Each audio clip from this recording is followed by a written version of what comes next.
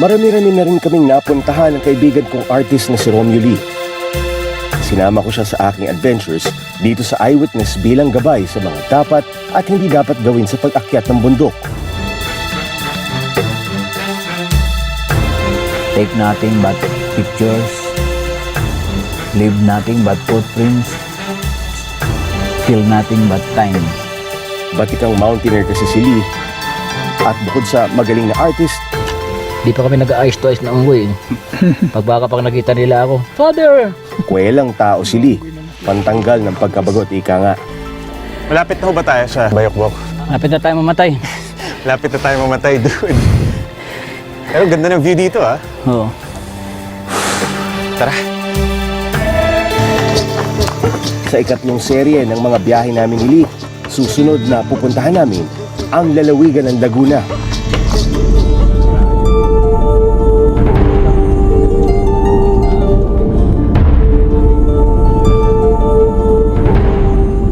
Tahimik at simpleng pamumuhay dito sa Cavinti, Laguna. Nasasakop ito ng Magdapio Falls o mas kilala sa tawag na Pagsanhan Falls. Ngunit hindi lamang daw ang pamosong talon ang dapat ipagmalaki ng Cavinti. Sedo?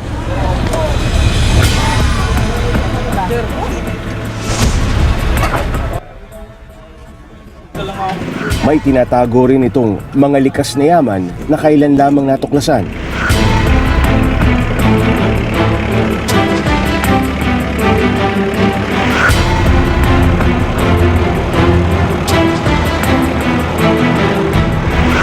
Kasama ang Cavinti Explorers at Department of Environment and Natural Resources o DNR, sumakay kami ng traktora. Ito lamang daw ang sasakyang pwedeng makadaan sa aming pupuntahan.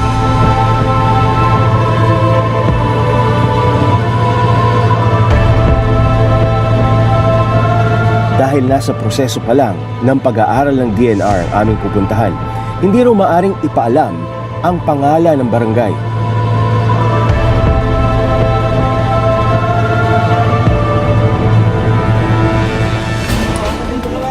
Sa oras tayo lalakad.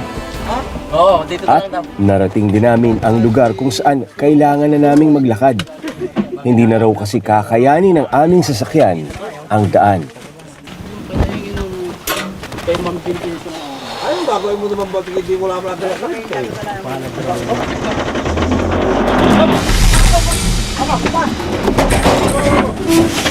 Okay, tatalo ba?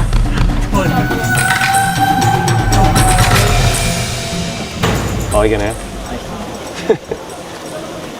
Wala dito, may higit isang oras na lakaran daw eh.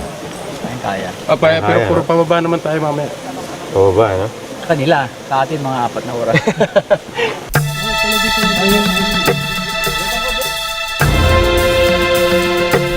Bago tumulak, nag-alay muna kami ng dasal. Sa ngalan ng Ama, ng Anak, ng Espiritu Santo. Amen.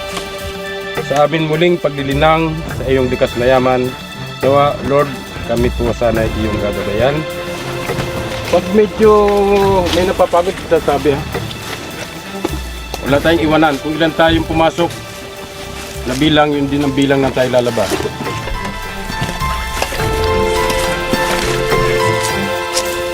Dito na naman tayo.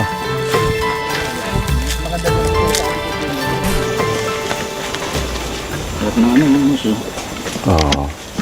Ang carpet, no? Bipag may ganyan, di talaga na anong tao. Dahil bagong tuklas lamang ang sinasabi ng Cavinti Explorers na tagong yaman sa kanilang kagubatan, ang aming tinahak, tanging mga kalabaw lamang ang dumadaan. Padulas. Yan.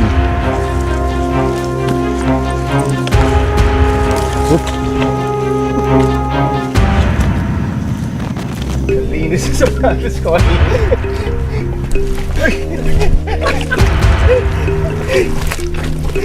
Hindi pa kami gaanong nakalalayo, bumagal na ang aming lakad dahil sa kapal ng putik.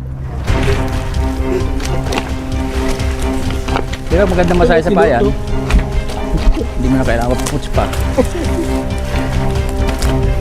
Kalabos ang oras to. Kumunoy. Ha? Ano? Okay, Jay, tubig oh. Ito yung favorite ko.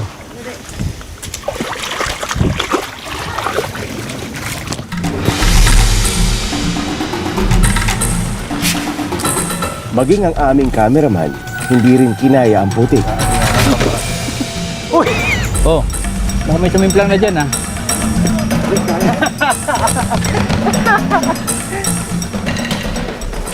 Galing ni Jason, no? Naprotektahan pa yung camera eh. Buti wala masyadong mga limatic, no? Wala tayo ah. May mga pagkakataon ding naghahanap na kami ng sariling daan dahil napag-iwan na kami. Nasaan na? Nasaan na, Lee? Nawala tayo. There, oh. Yan, dyan doon. Diretso. Yan, marinig mo ng boses nila, di ba? Ito lang naman to, iiwas lang sila sa amin, sa putik eh. O putik sa kanan natin. Isa lang yun, iiwas lang sila.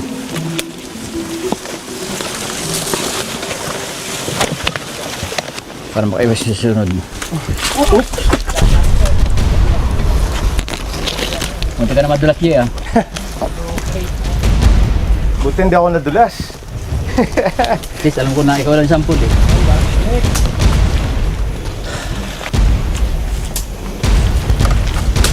Oo, muntik na siya. Take two. Dapat, dito pa pala ang kukuha mo hindi, dami na eh. Ay, si Jason. Kaso ito rin si Jason eh, sumusunod eh.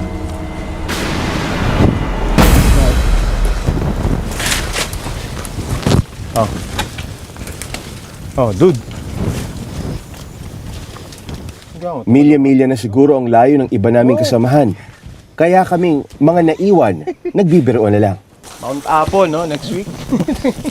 Isang oras pa raw ang layo mula sa base camp. Ngunit sa bagal namin, mukhang aabutin kami ng siyam-siyam bago makarating sa aming destinasyon. Putik lang. Mahirap kumawak sa ano rin, no? Sa puno. Mas gusto ko ito malilim na putik kasi yung mainit na open. Pag open na mainit, ubos yung energy ko eh. Sa layo at hirap na aming tinahak, tila ayaw magpatukla sa amin ang sinasabi nilang tagong yaman ng Cavinti. Aray ko, pag yung may nakatusok pa sa akin, tinan mo. Oh, para ko sinasakot sa sarili ko. Oops.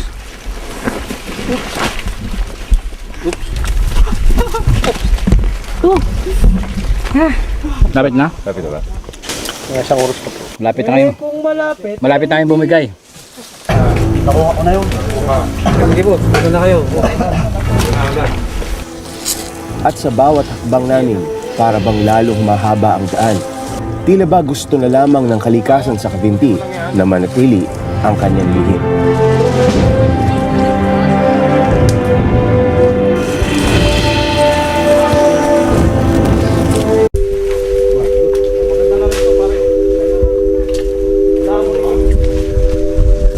May nakikita ka? Oh, tara Saan? Saan? Yan. Ito? Tila walang katapusan ang aming nilalakad. Super layo. Abutin tayo mga 3 oras.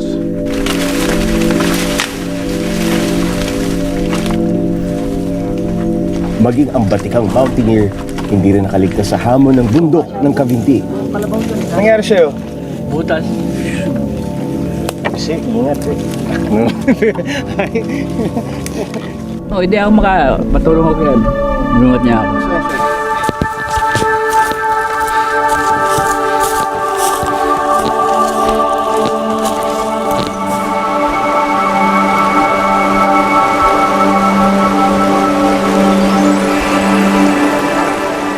Ito ang unang sapa na aming nadaanan. Isang tanawing mistulang paraiso para sa aming puno ng putik at pawis.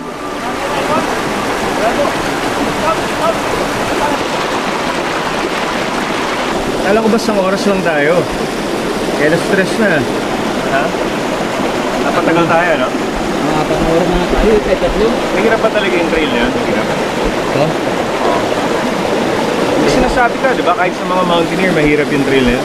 Pag sanay ka na, okay na yan. Nag-enjoy ka na lang eh. Pabaguhan ka. Tsaka depende sa agar ko. Gamit ka.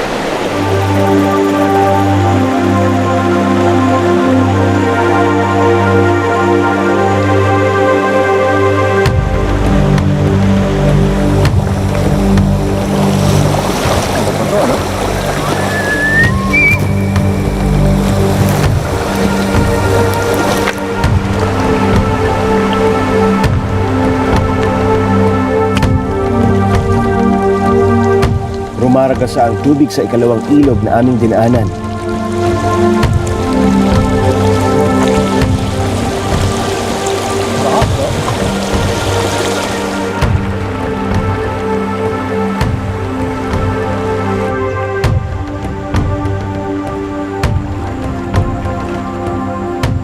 Halos palubog na ang araw nang marating namin ang base camp na tinatawag.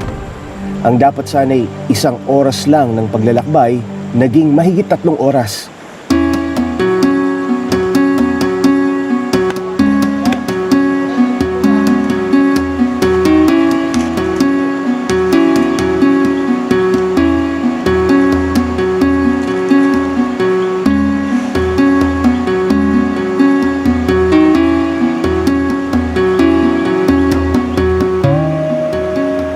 Dahil hapong-hapon na ang aming mga katawan, minabuti na naming magpahinga. Ipagpapaumaga na lang namin ang aming pakay.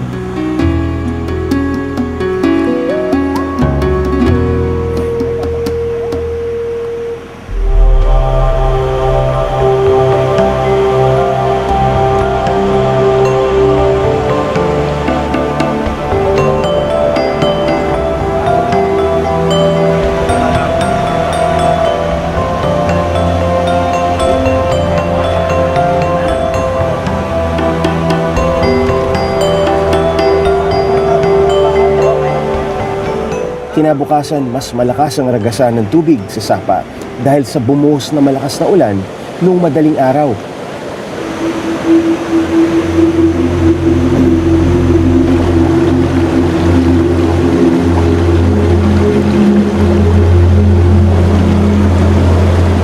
Maikli na lamang daw ang aming lalakarin, ngunit mas delikado dahil mas liblib ito. Maraming bato at mas mataas ang tubig dahil sa ulan. Parang bali wala naman sungkod na to pag malakas yung alon. Ay, ay.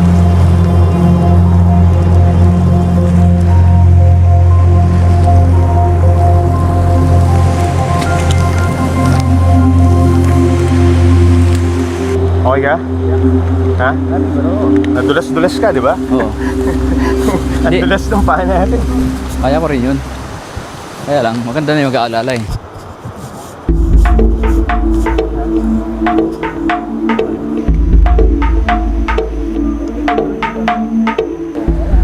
Ano masasabi mo sa mga halaman dito? Ito yung natural talaga. Saka information niya, oh. Anong malaman lang gumagalaw kahit tao.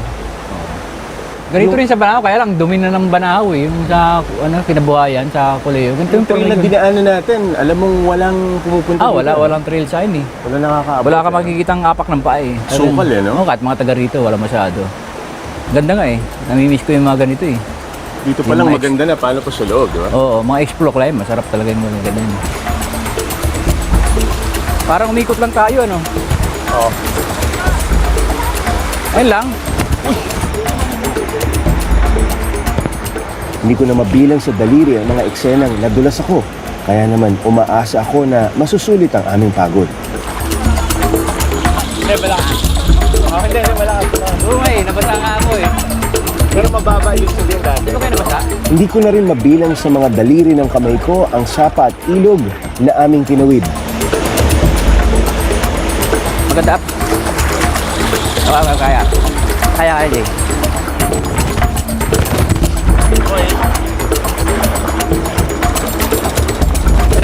Thank you.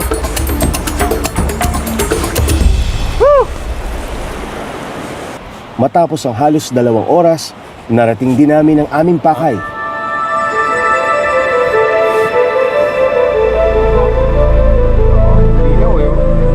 Ito ang lagusan patungo sa loob ng kanilang bagong tuklas na kuweba. Ngunit tila sinusubukan ang aming katatagan. Tinulong kami ni Kadjes, ang forest ranger ng DNR Senro. Sir, ito pong main entrance ay ito. Yan, medyo pantay yung daan. Wala tayong masyadong akyatin. Kaya lang, ang naging problema natin, nag-uulan. Okay. So medyo merong dadaanan niya na medyo marami ng tubig. Ngayon, may the option ito. Yung option din natin, may entrance din doon. Kaya lang, medyo meron siyang matarik. Matarik, oo. Siguro, estimate ko, mga 12 feet. Yung medyo maglulubi. Pababa. So, it's either lumangoy tayo dito o tumawid tayo sa bangin. Pag doon, walang tubig. Walang tubig pero may bangin.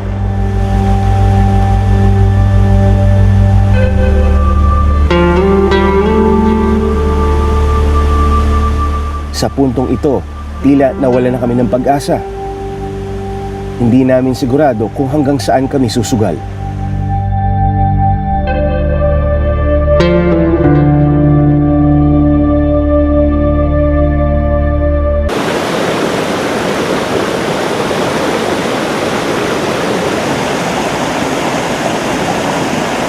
Yung main entrance ay ito. Yan, yung medyo pantay yung daan. Ilang minuto ring nagdalawang isip ang aming grupo kung tutuloy pa kami o hindi. Umapaw kasi ang tubig sa bukana ng kuweba.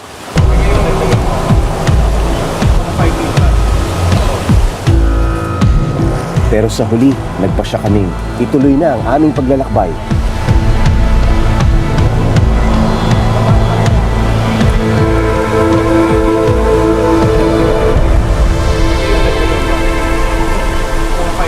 Malambutin, mababasa rin gamit natin yung pag ganyan, Jay. Basa rin gamit natin. Hindi pwedeng camera rin.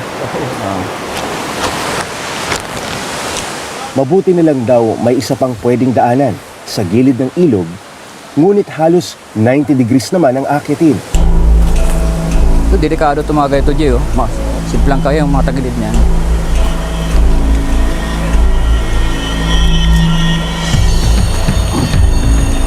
Hirapan.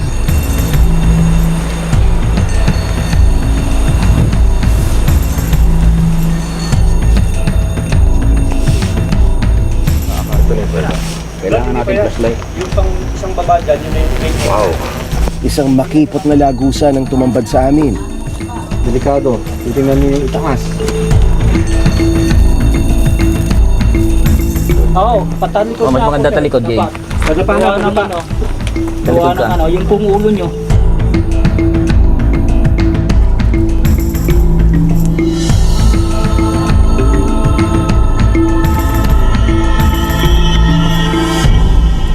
Habang naghihintay kami na maayos ang lubid, napansin namin ang mga batong malatinik sa talas. Yan po ang talaktay. Yan. Ay, Ayun, oh. bawal po kasi yan. Hindi na mabubuli yan kasi ano na yan. Pinutol na.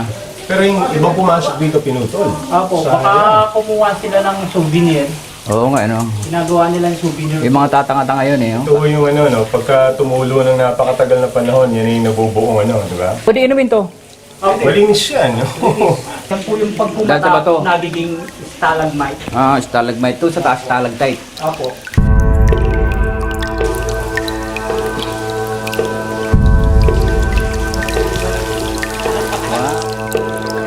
Ganun na. Dahil wala pang pangalan ng kuwebang ito, binansagan muna itong Cathedral Cave. Sir, ito na po yung Cathedral Cave na tinatawag. Oo. Ito yung nabang ito kanina na option B natin. Option B yung access. Oo, yung access na tayo naglubid pababa. Talas ng bato pababa. Kaya nga ang bilin ko sa inyo ay doble ingat tayo dahil talaga napatalas ng bato rito. Kung mapupunan nyo, itong tinatapakan natin, ito ay gawa ng flooding na mula doon sa headwater. At kung mapupunan mo dyan, may running water dyan, nagmumula yan doon sa pinagmumula ng tubig dyan sa parting itaas.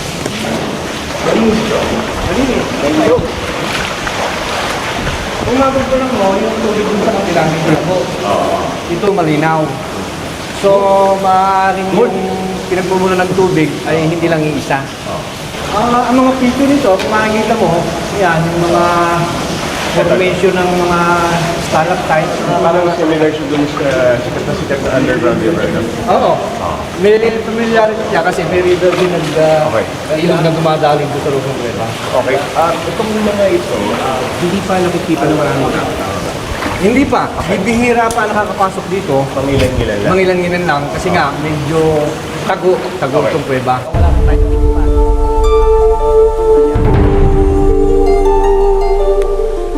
Noong isang taon pa raw nadiskubre ng Cavinti explorers ang kuwebang ito.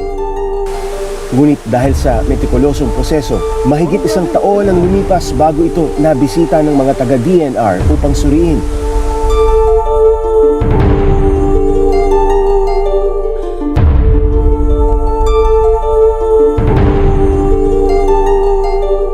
Ito ang kuwebang inaasahan ng lokal na pamahalaan ng Cavinti na maglalagay sa kanila sa mapa. Kaya inatasan ng LGU ang DNR na pag-aralan ng kuwebang ito at iba pang mga kuweba sa paligid para pag-aralan kung maaaring gawing tourist destination. Itong katedral, ito yung bansag dito na katuringan nila, tawag nila dito sa cave nito dahil katedral, ibig sabihin malaki. Hindi pa matansya ni Nakajes kung gaano kalawak at kataas ang kuwebang ito. Sa darating na Setyembre pa kasi matatapos ang kanilang pag-aaral. Anong estimate? Mga ilan ang lagusan? Ilan yung mga sungat? Ang estimate ng lagusan nito, mga ilan? 13. Ito mga bumabagsak na ito, mga boulders yan. Okay. Na sanhi siguro ng kabigatan at sanhi ng Siyempre, gravity. pag-ulan. Yung pag-ulan, yung tubig. Hatake na siya dito. Oo, bumabagsak siya. Okay. Yan. Ano ba ito? Kung ganito formation. Hindi pwede hawakan yan, di ba? Oo. Kung tawagin yan ay stalagmites. Stalagmites. Oh, stalagmites. Yung sa taas. Yun namang nasa itaas, yun ang tinatawag na stalactites. So ito yung... Sinusuri ding mabuti ng mga taga-DNR kung anong klasifikasyon nakapaloob ang bawat kuweba. Ano yung sinasabing class 1, class 2, class 3? May mga ganun bang ano? Ayon sa class na yung nagiging classification ng nag-a-assist na taga-DNR, yung class A, na i-preserve siya yung manatiling ganon, na hindi siya pwede sa papasukan ng mga tourist.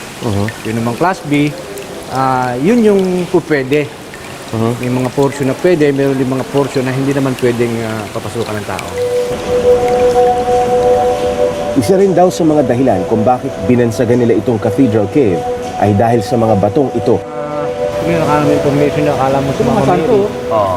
Ito, may mga imahe, oh. May imahe siya. Parang santo talaga yung here. Oo, nga eh. Tatlo, no? Oo, may Ito isa, dalawa, tatlo, apat. Family ata na sa... yun. Column na yun. Yan. Ayun, column na. Wag po niyong tatapakan. Doon. Dito po sa gilid, sa may lupa. Ito, wow. Ganda, oh. Yan yung... Parang sinadya, oh. bedrock. Tawag. Parang landscape, eh. May tawag kayo, parang curtain, may...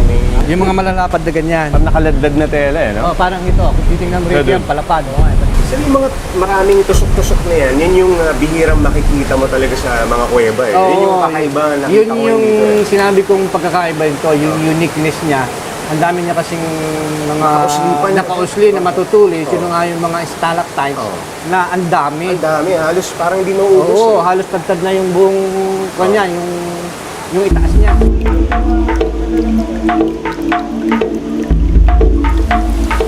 Yung maliliit na tulos, no? Yung stalactites, pag hindi ginalaw, ganito mangyayari. Oo, ganito mangyayari, ganyan kalaki. Oo. At maputi siya. Okay. Pag malinis yung tubig na pumapatak, maputi. Oo. So, dyan mo mababasingan, makakalkula kung gaano nakatagal to. Bago lumaki ng ganito na nabuo siya. Parang ngipin, no? Parang ipin.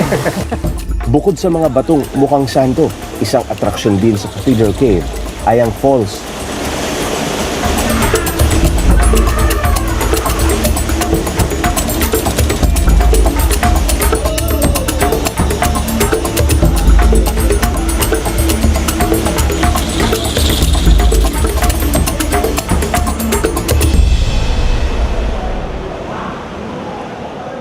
Sa aming paglabas, nagdesisyon kami na sa orihinal na lagusan na lumabas. Baka bumaba na raw kasi ang tubig sa ilog.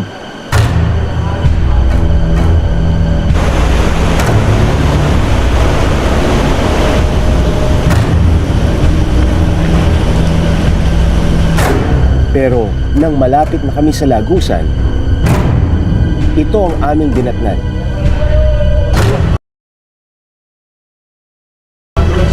Malayo pa ba?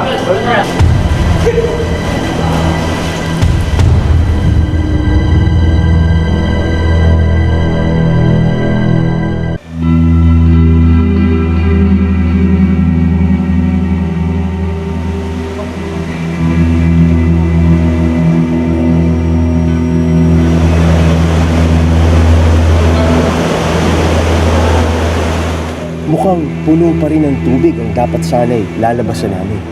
Anong karaniwang problema sa mga ganitong kuweba? Kailangan maging aware din yung mga visitor dun sa mga nandito, yung mga stalactites, stalagmites, na huwag nilang sirain. Tsaka yung paghahunting ng bats. Tapos meron pa dyan mga pasuway, vandalism, pagsusulat sa mga wall. Yun ang problema. At ang mga problemang kakarapin ng DNR at LGU sa hinaharap, tila naging maliit kumpara sa laki ng problema na nasa harapan namin ngayon. Kuya, yung bag ha? Delikado to. Habang lumalakad kami papalabas, tila palalim na ng palalim ang tubig sa lagusan. Saan yung tubig sa'yo? Oo. Parang sisisip na ako dito ah. Alam mo bang kung walang tubig, ito hindi natin maabot. Mababa ito. Baka mag-hide tayo dito, patay tayo dito. Mamamatay talaga tayo dito. Ang lamig. Malayo pa ba? Yan na lang po. Malayo pa? Na lang. Mabulok na yan. Pag ginagawa natin itong exploration, pinapasok natin yung mga kuweba dahil meron tayong mission di ba? Mas malaking purpose Ano ba yung ginagawa ng Kabinti dito? Gawin silang ecotourism. Ecotourism. Ibig sabihin buksan sa publiko rin eventually. Pero nakakatakot buksan yung mga ganito. Baka masigla no? Hindi, may programa kami na maglalagay lang kami ng daan kung saan yung aming guest, doon lang sila daan. Napakaganda ng loob di ba? Baka Tsaka- masayang yan. At saka dapat yung mga visitor dyan na papasok, magkaroon muna sila ng mga briefing, orientation. Para ma-aware sila kung ano yung mga hindi dapat at gawin doon sa loob. Di siyempre, may mga designated guide yung bawat tourist na papasok dyan. So yung guide maging stricto rin sa doon sa mga ginagabayan nila sa nabisita.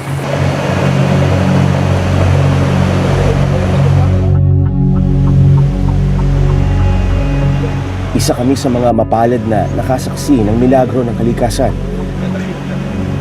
Ang mga katulad nito ang pinipilit alagaan at ipreserba ng mga katulad ni Nakadjes at 10 ng kanyang mga kasamahan. Ngunit dahil hindi na siya magiging lihim pa, ang kapalaran ng Cathedral Cave ay nasa kamay na ng tao. Magandang gabi po sa inyong lahat. Ako po si Jay Taruk at ito ang Eyewitness.